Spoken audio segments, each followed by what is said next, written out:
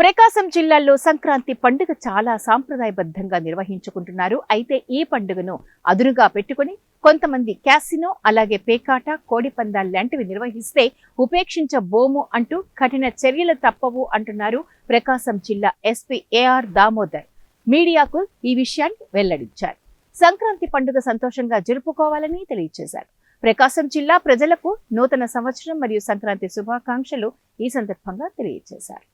నేను ప్రజలను కోరుకునేది ఒకటే, సాంప్రదాయమైనటువంటి పద్ధతుల ద్వారా మనం సంక్రాంతిని చేసుకుందాం. అలాగే కోడి పందాలకు కత్తులు కట్టి ఆడించడం, అలాగే పేకాట్లు, క్యాసినోలు, అలాగే వేరే వేరే గుండాట్లు, మందమ్మడం, ఇలాంటి డ్యాన్సులు, క్యాబరే డ్యాన్సులు వేయించడం, ఇలాంటివి కానీ చేస్తే కఠిన చర్యలు ఉంటాయి. వాళ్ళ మీద రౌడీ షీట్లు ఓపెన్ చేస్తాం.